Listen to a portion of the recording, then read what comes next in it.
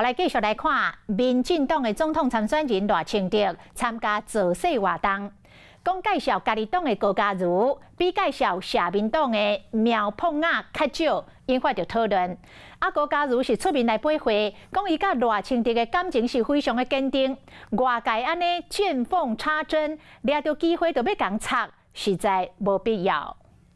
高嘉瑜委员我们给他支持，热烈支持，给他热烈支持。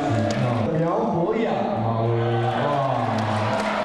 一个是民进党的高嘉瑜，另外一个是社民党的苗凤雅，一个比较起来，大概反应敢若差真济。敢是支持者未准备好势，无要紧，赖清德搁介绍第二摆。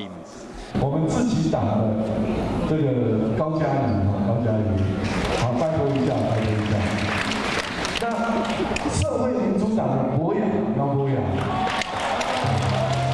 赖清德拜托大家支持，大概噗啊声加话声上较济，这画面真清楚。尤其是讲到高嘉瑜，讲3句话尔就过去啊。也过一个讲到苗凤雅的时，我们最后是拿民意调查给他看，他才答应呢。我们给博雅一个热烈掌声。这个画面煞引起讨论。今天其实我在现场听到赖副说高嘉瑜是自己的非常的要拜托大家，我听到都非常的感动。带风向或是这样一个见缝插针，真的不必要。希望外界莫阁分化，因为即马除了面对南洋的李元秀，还有基进党的吴兴代、高嘉瑜面临危机。尤其是即摆赖清德找陈时中来做台北市竞总的主委，不过去年选台北市长的时，高嘉瑜的态度都引起民进党的质疑。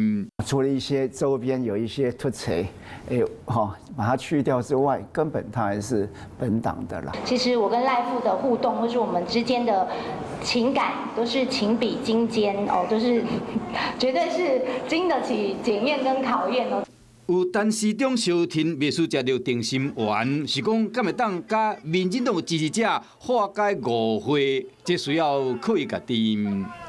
Hello， 我是冯维之，想要抢先掌握最及时的新闻资讯吗？赶快订阅、按赞、开启小铃铛，锁定华视新闻 YouTube 频道。